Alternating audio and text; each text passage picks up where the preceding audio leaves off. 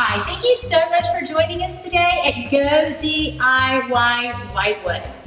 If you haven't subscribed to our channel, do it now and click that little button, that little bell, so you don't miss a thing. We want you to come with us on our DIY adventure.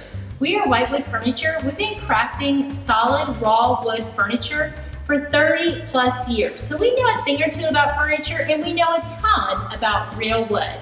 Today we're going to talk about self-storing tables or butterfly leaf tables, however you want to term it, and why a self-storing leaf is so awesome, because you don't have to have two people to maneuver it. You don't have to lug that table leaf around and find a spot for it in your home, and you don't have to protect it. So you don't have to put a blanket over it or a sheet or something that you bought to protect the leaf. So come with us, we're going to show you why self-storing or butterfly leaf tables are awesome.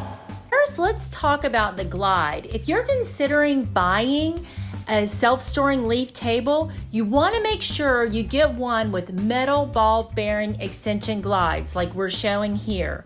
It makes the transition from small to large or large back to small seamless and easy. We're going to move our chairs out so we'll have enough room to make this table bigger.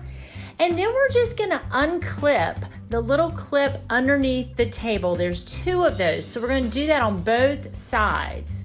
Then we're going to lay our hand on one side of the table so we can kind of have some pressure to pull the other end out.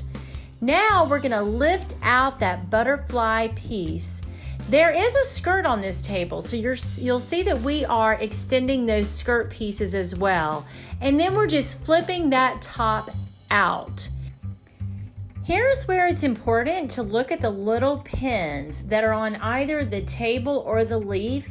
There are pins and then there's a little hole. You want to make sure that those are lined up so that when you put the table back together, it's going to go back together seamlessly. Now you are all set to sit at least 6 people. In just a couple of minutes, you went from a 4-seater to a 6-seater. Now we're just going to reverse that process. Unlatch the pieces underneath. The most important part is to make sure you fold that skirt down on both sides.